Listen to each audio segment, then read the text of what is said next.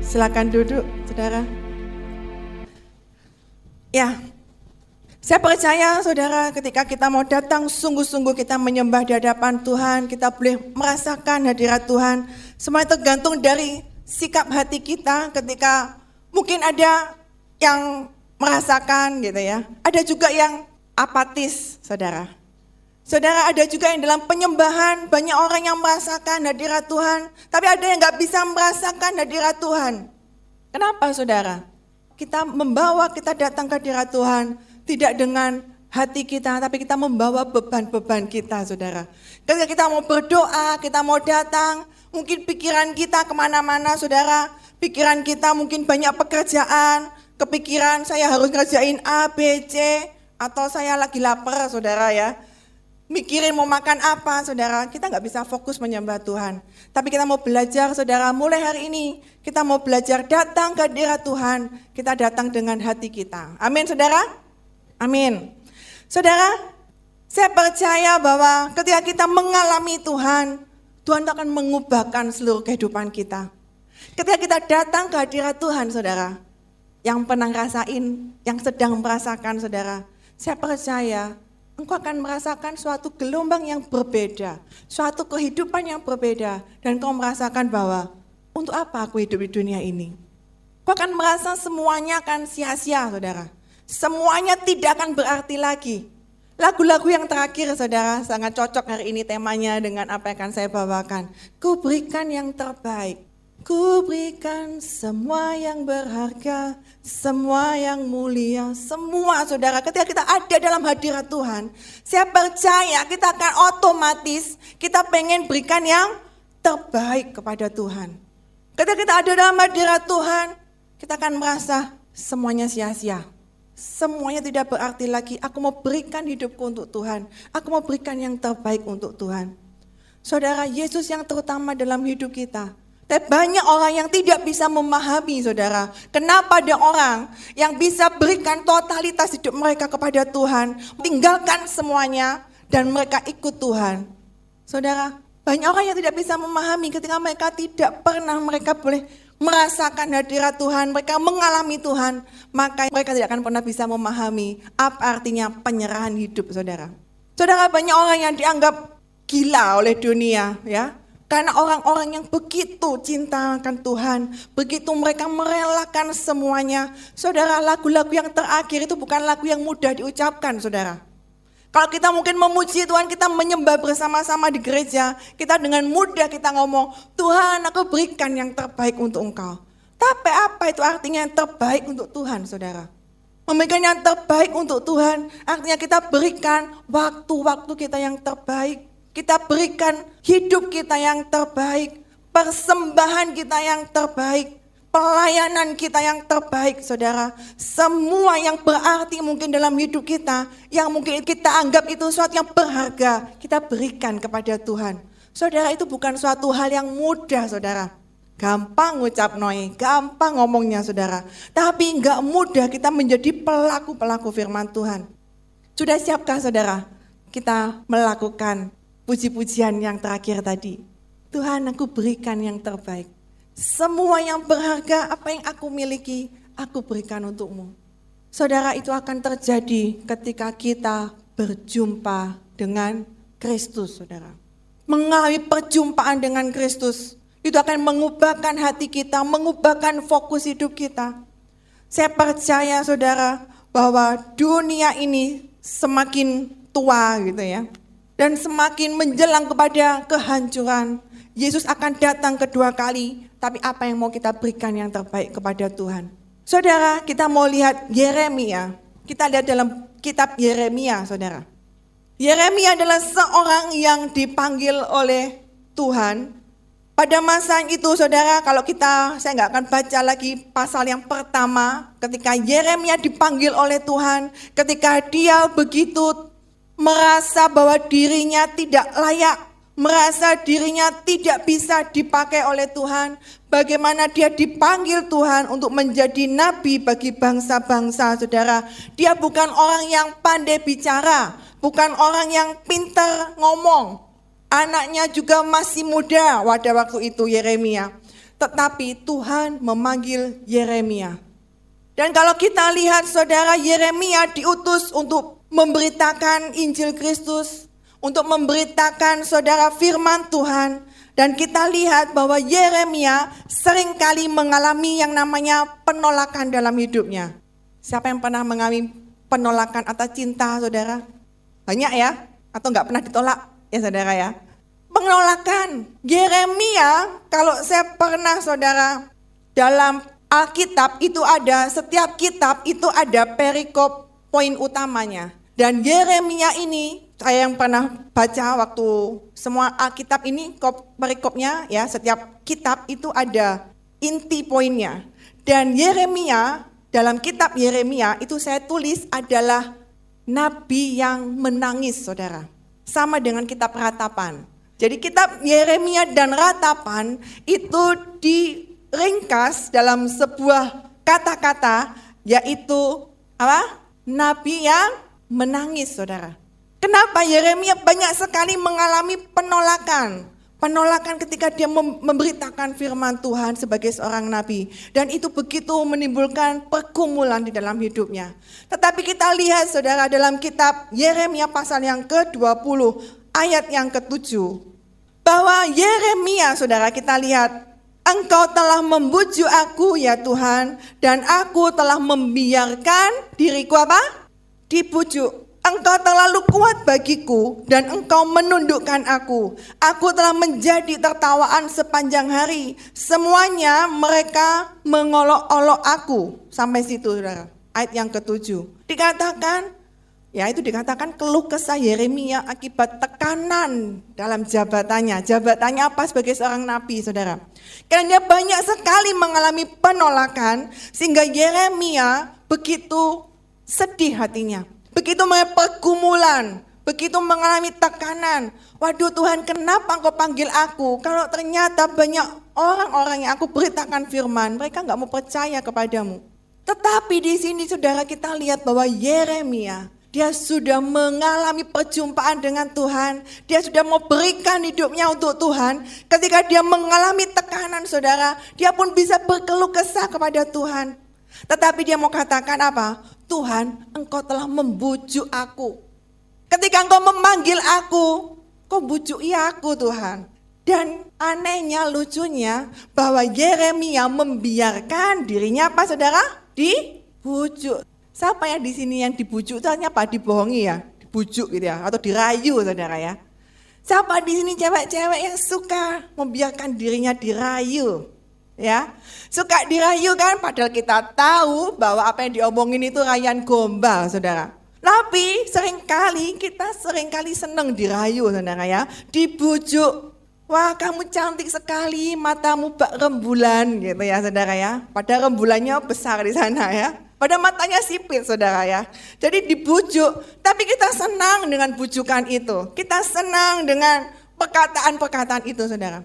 Saudara, Yeremia dibujuk oleh Tuhan dan dia membiarkan dirinya dibujuk. Artinya apa? Dia tahu bahwa panggilan dia, ketika dia dibujuk untuk ayo kamu ikut dalam panggilanku.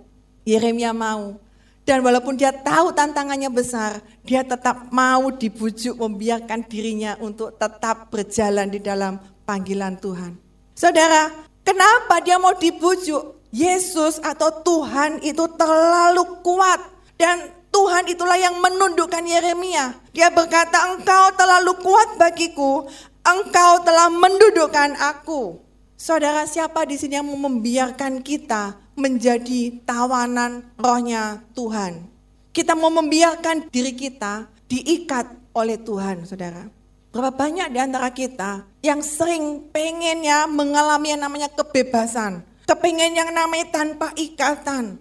Saudara, tetapi di sini Yeremia, dia mau katakan kepada Tuhan, Tuhan ketika aku mau lari, ketika aku rasanya pengen mutung, engkau itu terlalu kuat bagi aku, engkau telah menundukkan aku. Walaupun Yeremia berkata, aku telah menjadi tertawaan sepanjang hari, mereka mengolok-olok aku, setiap kali aku berbicara, terpaksa aku berteriak, terpaksa aku berseru kelaliman, aniaya. Sebab firman Tuhan telah menjadi celah dan cemooh bagiku sepanjang hari. Ayat yang ke-8 saudara, yang ke-9.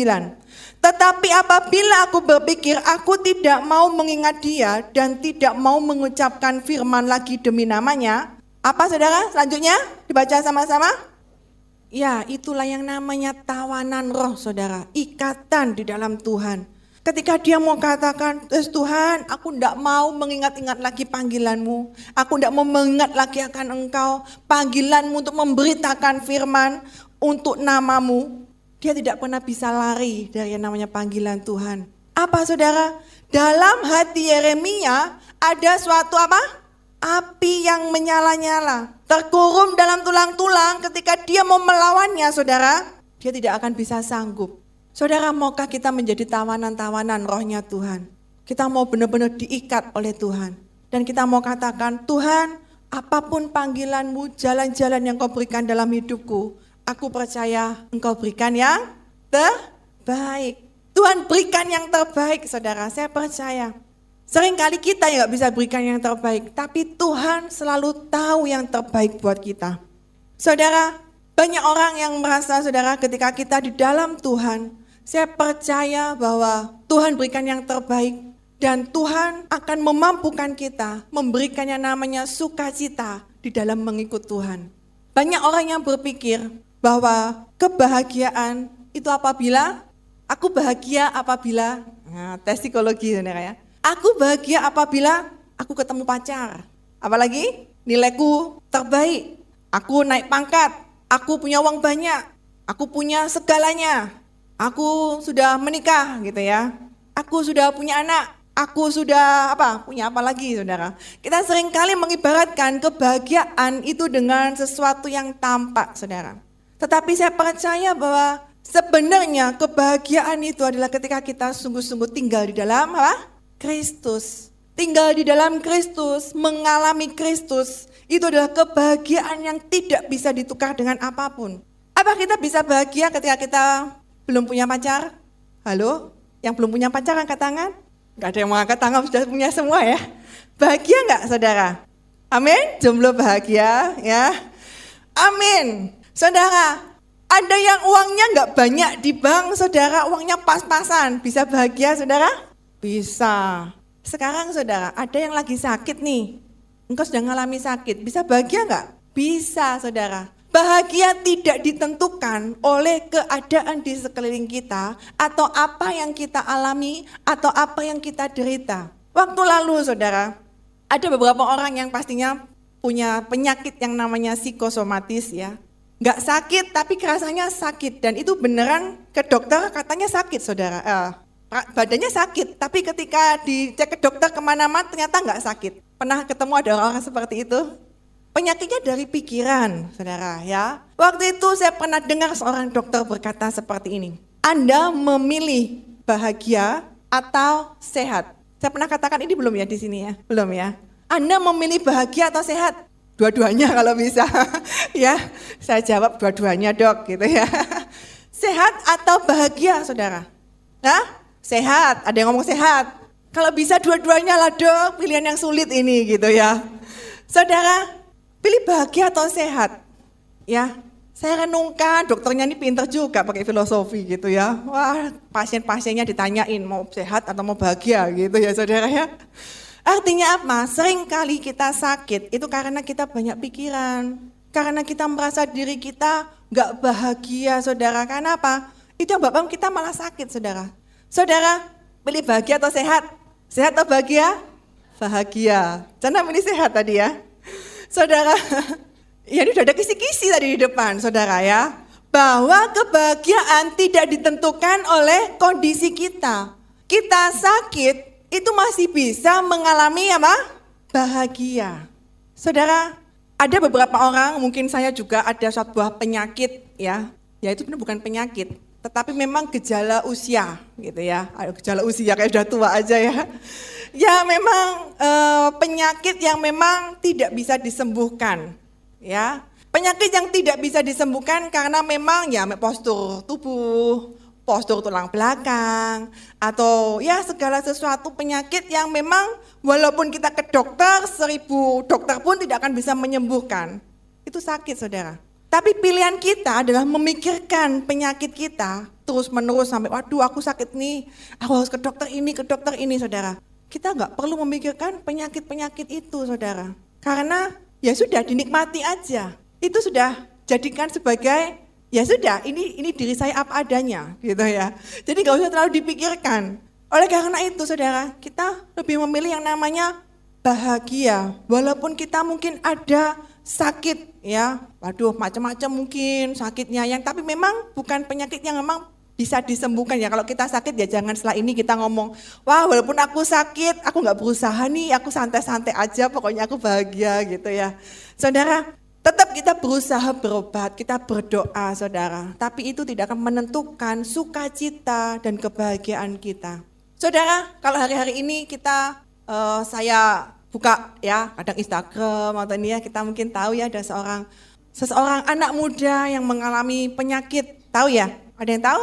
Ya, ada seorang anak muda yang mengalami penyakit kanker dan ternyata kankernya itu begitu cepat sekali menyebar. Dalam 3 minggu berapa bulan itu sudah harus cepat sekali menyebar.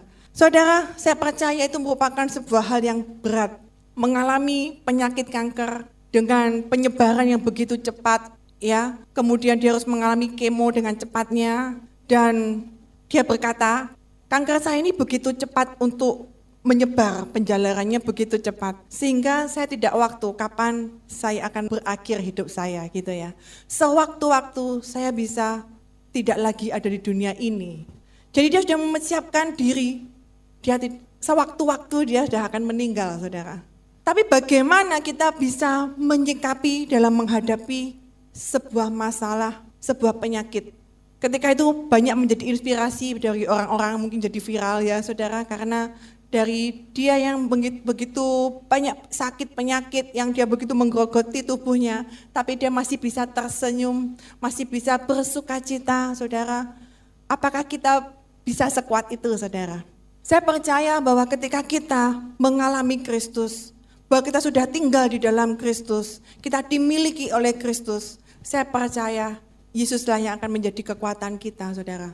Penyakit apapun, kehidupan serendah apapun, itu tidak akan pernah bisa membawa kita jauh dari hadirat Tuhan.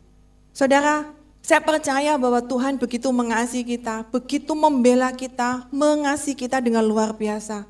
Tuhan tidak akan pernah memberikan yang terbaik yang buruk buat kita.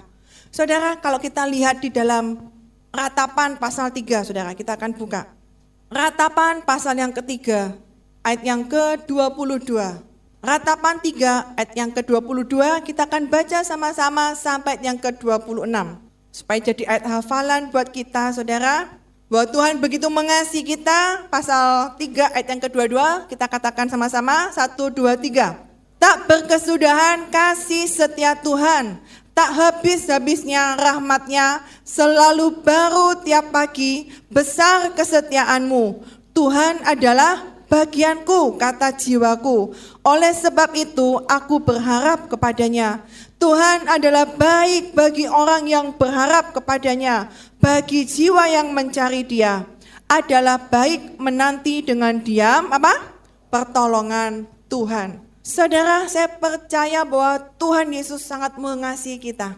Tidak berkesudahan kasih setia Tuhan. Saudara, ketika kita membaca ayat ini, saudara, ketika kita merenungkan firman Tuhan ini, apakah ada suatu getaran di hati kita? Tuhan, tidak berkesudahan kasih setiamu. Tidak habis-habisnya rahmatmu. Selalu baru tiap pagi. Setiap kita bangun pagi, saudara, ada rahmat Tuhan yang baru. Setiap kita bangun pagi, saudara, ada kasih karunia Tuhan, kasih setia Tuhan yang Tuhan berikan kepada kita. Betapa baik Tuhan kita, saudara. Saudara, kita mau katakan buat jiwa kita, Tuhan adalah bagianku. Tuhan adalah bagianku. Oleh karena itu aku berharap padanya. Saudara, sudahkah kita sungguh-sungguh berharap kepada Tuhan? Permasalahan apapun saudara yang mungkin kita alami, pergumulan apapun, saya percaya bahwa kasih setia Tuhan itu luar biasa buat kita. Adalah baik untuk menanti pertolongan Tuhan. Saudara sadar nggak bahwa kita adalah umat kesayangan Tuhan? Ketika saya ingat umat kesayangan Tuhan, saya selalu ingat kisah bangsa Israel, saudara. Bangsa Israel yang begitu sering kali menjengkelkan hati Tuhan. yang seringkali bandel, tetapi Tuhan kok masih sayang sama mereka. Tuhan masih begitu menyayangi mereka. Bahkan saudara, kalau kita lihat dalam kitab Bilangan pasal 22. Kita mau lihat saudara, Bilangan pasal 22. Perikopnya tentang apa itu saudara? Kisah tentang Balak dan Bileam. Sudah tahu semua ceritanya? Balak dan Bileam saudara? Sudah? Slide-nya bisa dibuka. Ya, saudara, Bilangan pasal yang ke-22, ceritanya tentang apa sih itu? Balak adalah seorang raja Moab, saudara. Dan waktu itu melihat bangsa Israel yang begitu banyaknya, bangsa Moab, raja Moab ini begitu ketakutan, sehingga ingin menggunakan, dalam tanda kutip, kuasa perkataan dari hamba Tuhan. Akhirnya dia memanggil Bileam. Bileam ini dinyatakan di sini apa yang dikatakan itu manjur ya bahasanya ya. Wah, manjur ini. Kalau dia memberkati sebuah bangsa, bangsa itu pasti diberkati. Kalau Bileam mengutuk sebuah bangsa, maka bangsa itu pun akan mendapatkan kutukan. Saudara, akhirnya Balak mencari Bileam. Bileam ini orang yang taat sama Tuhan. Dia berkata, aku tidak mau pergi bersamamu. Aku hanya taat kepada Allah yang mengatakan firman-Nya kepadaku. Tetapi ketika suruhan-suruhan Balak ini saudara datang ke Bileam, ditolak, selalu ditolak. Bileam bertanya kepada Tuhan, Tuhan gimana ini? Aku disuruh datang ini oleh Raja Balak. Akhirnya Tuhan berkata, tidak apa-apa, sudah kamu pergi saja. Ya, akhirnya Bileam nurut, ya sudah Tuhan saya akan pergi. Ketika dia pergi, dia menyiapkan pelana, naik seekor, jangan kedelai ya, keledai saudara ya. Naik di seekor keledai betina, kesayangan dari Bileam saudara.